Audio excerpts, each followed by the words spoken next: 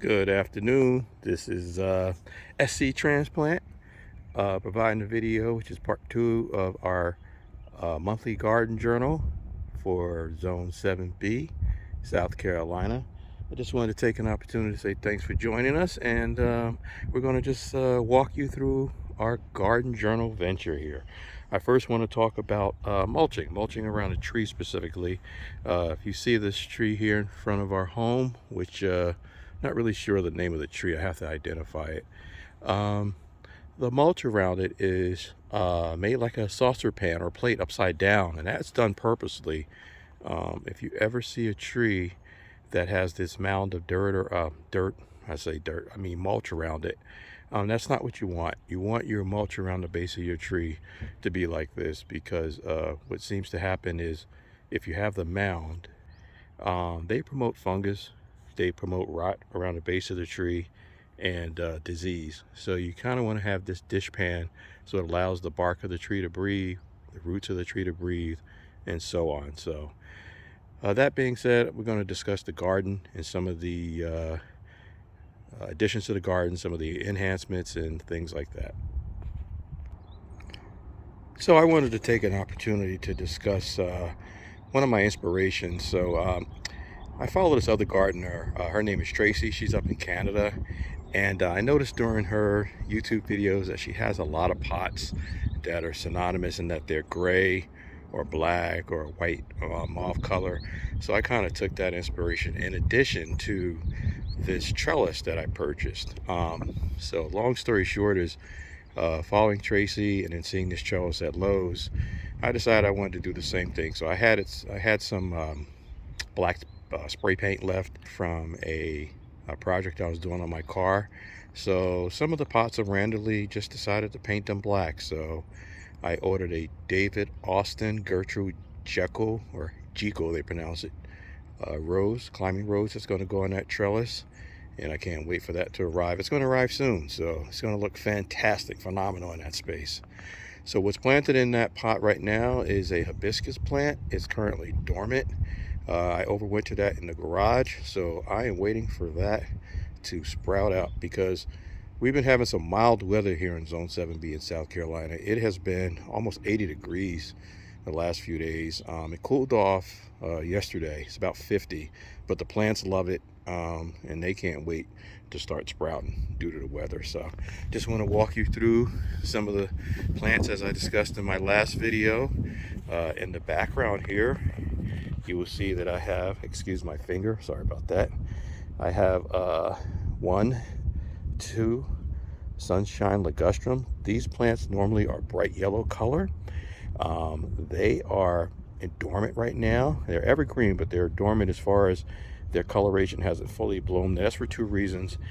They don't like it wet, and we've been having a very, very rainy winter season. So they don't like it wet, and they like full sun. So with the rain, it's been cloudy.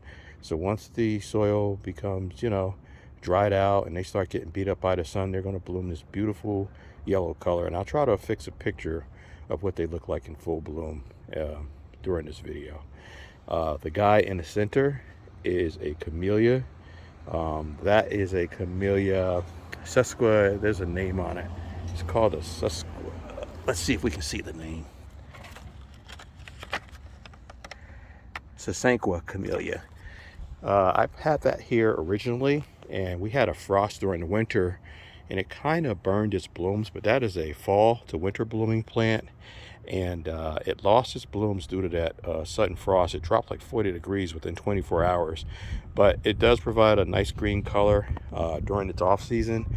So that's going to kind of anchor in this little corner here, which I appreciate. So this guy here is a hyacinth bulb. Actually, it's a bunch of bulbs that I started this season for the first time. I planted them in succession. The instructions say plant them in clusters. I did not realize that meant like separate. So I planted them all like within the same hole.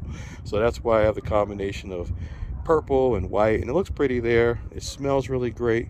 That was not my intention, but once these bulbs bloom out, I'm going to remove them, and I'll show you later. But I have some plants that are going to go in their space right in front of these sunshine ligustrums that are called loropetalums. So they're going to go along there, and then the border where these pansies and daisies and all these plants are going to be my annuals. So once these guys in the front die out, I'll be putting in annuals to replace them, summer annuals like sun patience, zinnias, just different types of plants that's going to enhance the front of the house. So in keeping with that theme, let me identify the other plants here too while we're here. So this guy in the blue pot is a fern. He was overwintered in the garage, and he's starting to come out. I brought him outside once it started warming up here in zone 7B. So he's still asleep, but he's waking up now with the warm weather and the sun. This guy is a Asiatic lily bulb. I planted it in that pot a little bit before the winter time, so I'm waiting to see what he does. So and this guy here is a sunflower in a red pot. So again, he was overwintered in the garage. Not sure if he's going to come back fully, but that is one of those sensation, I believe, the sensation sound. I'll put the name of it in the video. Here we have another Sesquana camellia, and those pansies along the bottom, those are actually from the season before. I had some seed droplets that probably just fell and grew in under there, but that it won't go away. So we're not we're not going to ask it to leave because it provides nice color. When it dies back, when it dies off, I'll cut it back, and hopefully it'll grow back in next year. Hey, free money, you know what I mean? So this is a closer view of the hibiscus plant in its dormancy. I actually repotted it. It was in a the same planter, however those planters were originally red. So I took them all out in the yard, some in the garage, and I had some black spray paint like I mentioned before, and I painted them black. So I'll be doing that synonymously to other pots here as well. So yeah, and here we go again with another sunshine ligustrum, a camellia, another sunshine ligustrum, and I'm fully aware that these things are going to be fighting for territory and fighting for room, and I kind of understand that. So our landscaper is great in that he prunes everything back for us. He keeps everything in order and keeps it tame. So that's a great benefit of having him. He really likes plants, and he understands what we want done here. So in this beige pot here, I bought some super petunias from Creekside Nursery up in Dallas, North Carolina. Please excuse me if you're starting to hear some wind in the background. We're expecting some rain here, so trying to get through this video as fast as I can. So, but yeah, these are super petunias. They're the variety I have in here are the colors are going to be yellow, purple, and I believe white. And I got these from Creekside Nursery in Dallas, North Carolina, and I follow them on YouTube. So it's called Gardening with Creekside. So if you have an opportunity, you want to check things out and what we do down here in the Carolinas, give them a shout. They've actually provided a lot of information which has really benefited me, and I really appreciate their names are Ginny and Jerry and their family. So, and these two plants are actually identical. The gray plant is the parent of the smaller plant that's brown, and that's a mandevilla with a creeping ivy coming out of it. So they were both overwintered in the garage as well. The gray pot is a 3-gallon pot, and the brown is a 1-gallon.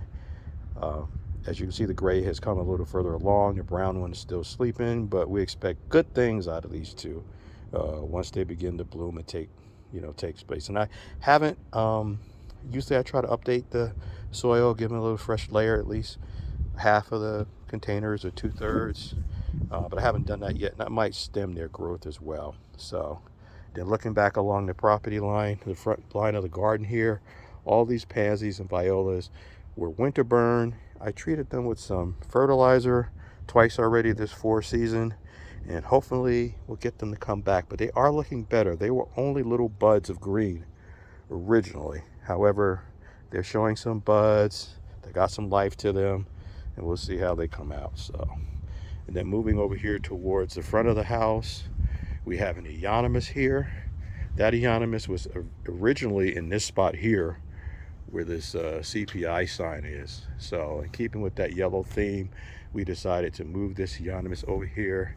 Since he didn't have any neighbors, we felt like he'd be happy here by himself in seclusion. Everybody needs their privacy, right? So we moved him here, put him in the ground, trimmed him back, and we're waiting for him to sprout too. So he's dropping some leaves. He's a little, you know, in a little shock, but he'll come back, bounce back beautifully, I'm sure. And then again, there are more pansies along the front of the base of that plant. And again, these are ones that I fertilized, and hopefully they'll bounce back, which they're looking like they are. So then moving here towards the front of the house, this vase, I call it a vase, but I know it's a large planter. It was a beautiful blue color, but I decided that, again, I wanted some pop.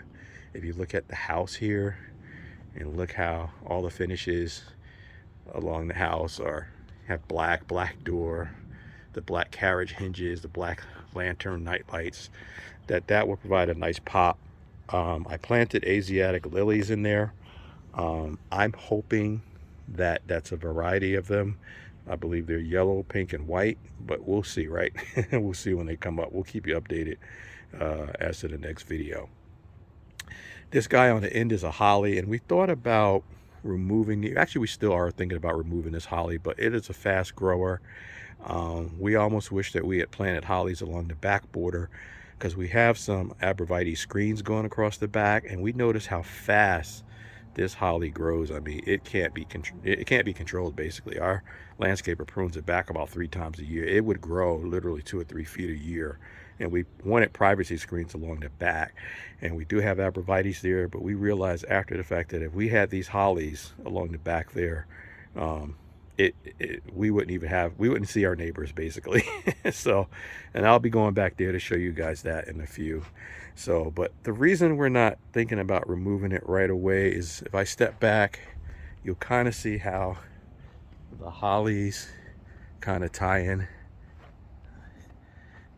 They kind of bracket the house. If you see that one over there in the far corner, and then you look back over here, so it's like they bracket the front of the house, and it ties everything in together. So the raindrops are starting to come down, so I'm gonna finish the front of the house real quick, and I'll pause the video. So if you remember, this little utility area is our panicle hydrangeas, these guys that are sticking up out of the ground, these taller ones. I planted another plant along here last summer, and what ended up happening is it had some powdery mildew, and if you know about panicle hydrangeas, they flop over.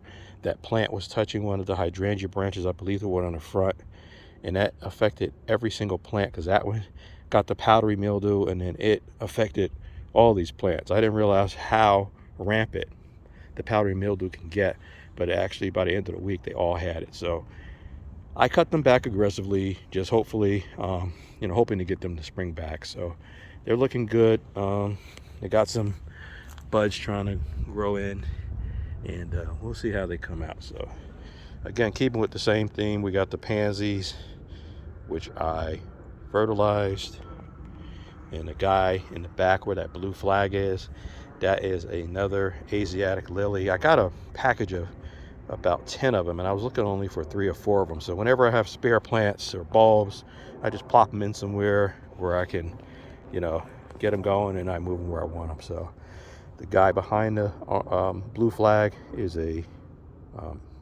Shasta daisy, another Shasta daisy.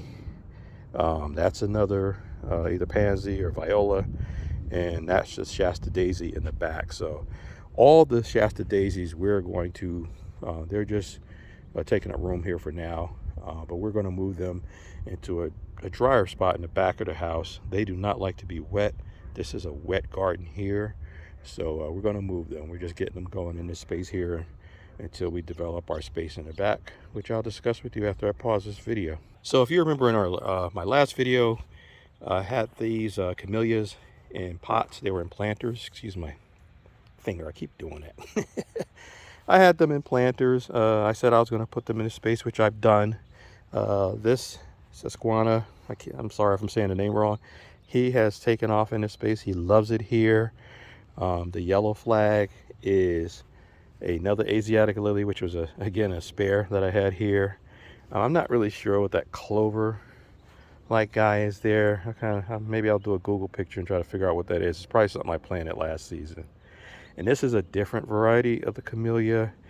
I don't really know what this one is, but this one's actually improving. I know, looking at the coloration in the two, that one's a little darker, which people seem to believe is healthier, but they're just different varieties. But this one's coming along. It actually was very stressed before I planted it, and it looks like it's coming along a lot better. So we have hopes for it. This spike guy in the back is a bearded iris. Our neighbor gave that to us, as well as some more down the line up there, as you can see. And she gave them to a bunch of us neighbors, so we're happy with them. We found that we need to transplant them somewhere. I'll tell you where in a few moments, but they need a drier climate, a drier soil condition than what they're in, and they'll take off better. So just moving along the line here. This other yellow flag is, it was a it was a Susquehanna hydrangea, camellia. However, it's not doing well. As a matter of fact, it's actually probably dead. I overwintered it in the house. It was healthy and green and very happy, but it is, I don't want to say it's stressed out. It's gone. So, but it was propagated from that guy on the end there. So I'll be able to do that again, and I'll see if I even need one or want one here. I just stuck it there because, you know, I had it available. And these two guys are my pride and joy. These are Macrophylla hydrangeas. These were one plant at one time. I actually, during the dormancy over the winter, I cut the root balls in half. I created a nice soil environment with some compost, some fresh potting soil, planted them there, and I've kept them outside since it's been warm, and they're ready to sprout. They are ready to go. So I'm happy, they're happy, and again, those pots are part of my planting project. So as you can see, it makes for a nice contrast to the backyard as well. So, and this guy on the end, that's another one of that lighter green camellia. He's stressed out, so it may be the soil here, I don't know, but he was stressed before I put him here like the other one was. But he had, like, I don't know, 5 to 10 leaves on him, but he's gone. I think so. The weather hasn't been consistently warm for that long, so we'll leave him be until spring really arrives here, and then we'll see where he is. Again, more bearded iris. They're going to be replanted in a different spot, which I'll show you later, but they're going to be moved. And from my last video, I don't know if you remember, but I had a tarp back here which had mounds of soil beneath it. And I was hoping that my neighbors didn't mind what I was doing here, but basically I saw a YouTube video where a gentleman showed how to recycle your soil. So I was storing all of our old soil back here under a tarp, and the tarp was to prevent it from, getting weeds and seeds in it, and I had it covered up, and it looked pretty bad. So, but what I did is I recycled the soil by sifting it through some chicken wire, got rid of the old roots and bark and all that stuff, and then what was left over, I planted in pots after I treated it with fertilizer, some root tone, a little bit of Miracle Grow. I put it in pots, which I'll show you in a moment, and what was left over, I just spreaded it out here, and the payoff for all the neighbors is I put some wildflower seeds down here. So that's what's in between the flags. And another thing I do is, the reason the flags exist on the property is, number one, I have sometimes I dig up plants not realizing that they're there, but also it serves as a marker so the landscaper knows where I have stuff planted. So that kind of helps us all out. So, and then moving back towards our property line, these are the arborvitaes I was discussing earlier with you. These are the guys that I mentioned, had we known about the hollies, we probably would have put them there. Not that there's any problem with these, it's just that the hollies grow so fast, and we're looking to screen our property off, as you can see there, the neighbors in the back, and they just grow much faster, and it was about the same bang for the buck. So, but we're not unhappy with them. They're beautiful plants. They're coming out of their dormancy. They're evergreen, but they're coming out of their dormancy. They turn a little bit brownish color when they're dormant, so we're happy with them. So nothing to complain about. So moving on to the far corner, You see those survey flags out there? I caught the landscaper here cutting the grass, and I asked him, I said, hey, you mind burning this area off, because I'm starting a wildflower garden there. I'm going to have sunflowers there, some lantana, some bearded iris, which I have over here. So I'm going to move those over here, some Mexican sunflower, butterfly bushes. So that's all what's going to go there. So the landscapers, you can see it's browning. They sprayed that for me to accelerate the development of that corner there, and that's what I'm going to be doing with that. So I can't wait. They sprayed it last week on a Friday, so I'll be able to plant within 2 weeks. And I have some seedlings as well as some actual small plants that I'm going to place in that spot once it's ready. So, and then please excuse my patio. It's become a winter sowing mecca. Yeah, but I'm pretty happy with the end results so far. These are the laurel petalums that I'm going to plant in the front garden that I mentioned earlier. Once the hyacinth bulbs mature, start to brown off, they're going to go in that center row that I mentioned. These little pots here, these black ones, they're not little, but 1 gallon pots, are my fall mums. They're dormant right now, so we'll be moving them to the front of the house next fall. I'm going to probably put them back in a corner somewhere back over there once I get this, figure out what grows in and what to do with everything. So, and then the large pot in the back, that is where some of the recycled potting soil is. So I'm pretty happy with that. So I'm excited to see how it performs. So the tray in the upper right corner over there, that is seedlings. I don't know what I have in there right now, and I'm not going to bend over to tell you what it is, but we'll figure it out after the next video will be in bloom. I think those are mammoth sunflowers in that black tray there along the back, and in the milk carton. And the clay pots are not sun patience. I forget the name of the sunflowers, but I bought these sunflowers, and that's what they're supposed to be. However, their seeds are not winter tolerant, and I started this process when it was really cold outside, so I don't think they're going to take. However, I have more seeds. I have so many seeds, I don't know what to do. So I'm going to plant more seeds now that the weather's staying consistently above 50 degrees, and we'll see where we are. We got plenty of time. These white pots are plants I bought from Creekside Nursery. Those are the ones that I showed you in the front that were in the white planter. So these are not something I harvested, that I grew. I actually went up and purchased these because I have I have the plant shopper's disease. So, and these are more wildflowers and different varieties of plants that I have. They come with the top. These trays come with the top that I have back. Actually, that top for this one's right over there.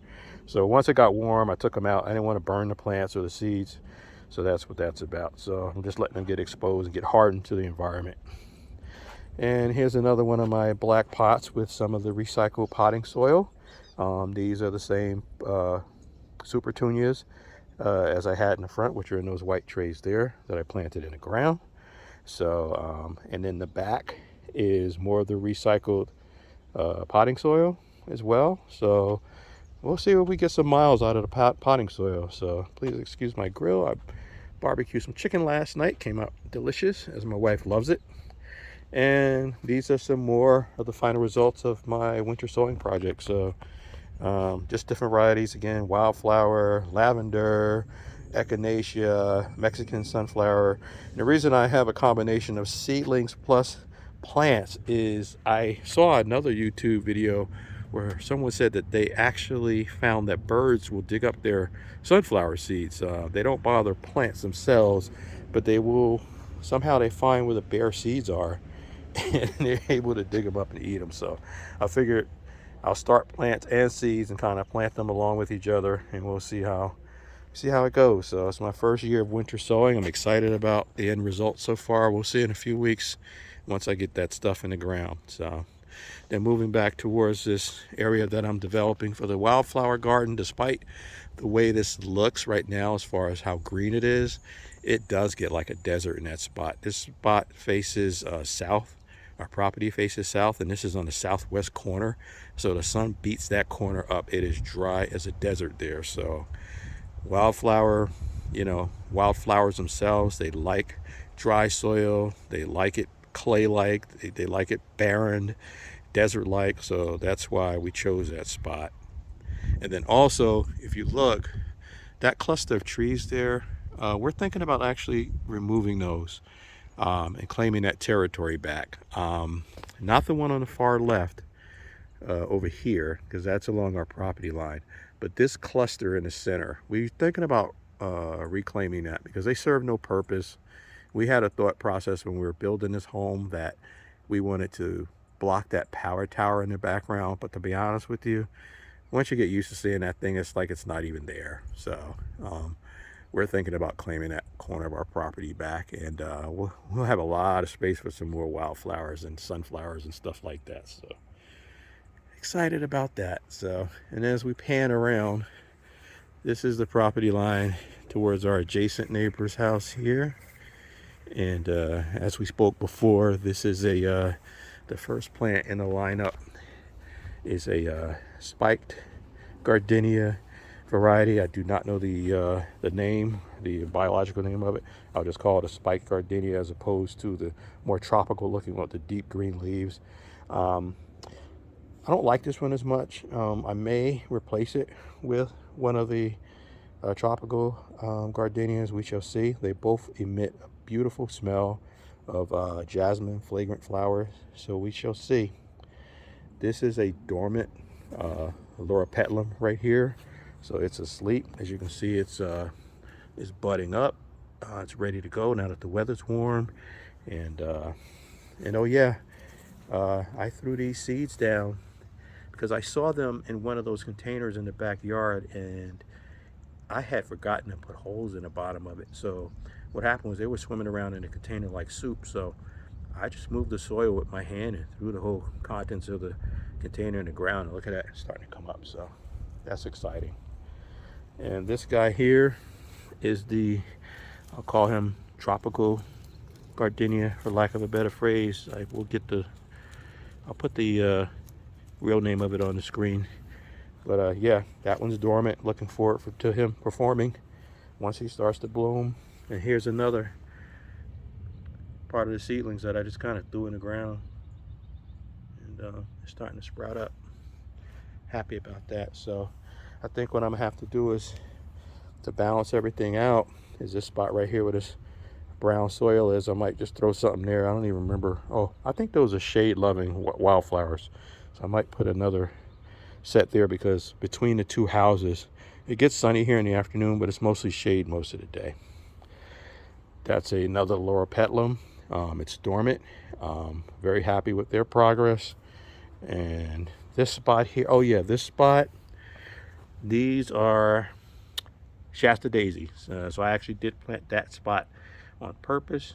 That one's going to take off, and my mindset was to have it kind of pair up with that Shasta daisy. I planted that Shasta daisy from seed last season. I was very happy with it, very enthused. It bloomed foliage last year, but it didn't sprout any buds. So that's going to happen this year, I'm sure. It's pretty happy here, so we shall see.